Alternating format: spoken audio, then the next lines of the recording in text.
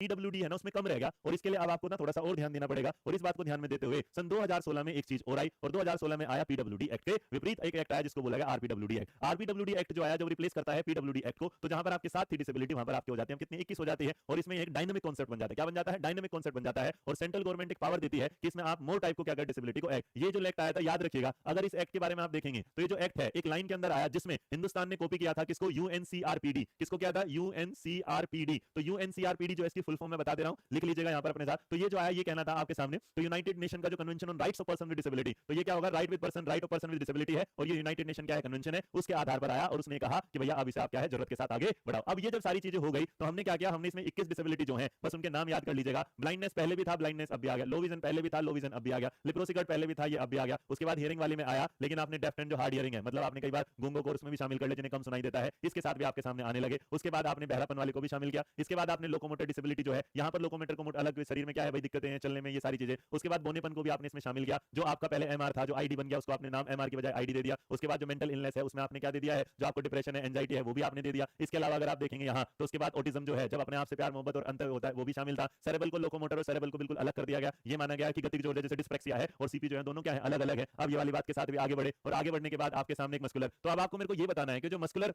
Dystrophy होता है, मांसपेशी दुर्विकास, वो क्या होता है? कितने लोग इसके बारे में आप बता सकते हैं?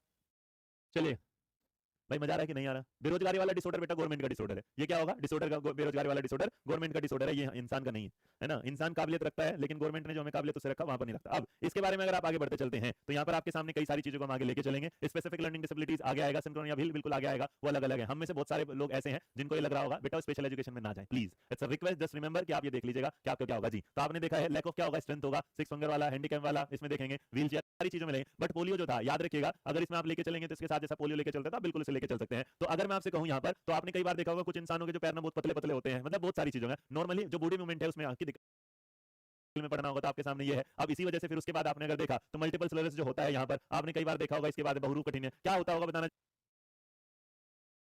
बताइए नंबर। हाँ जी नंबर 14 बताइएगा, नंबर 14।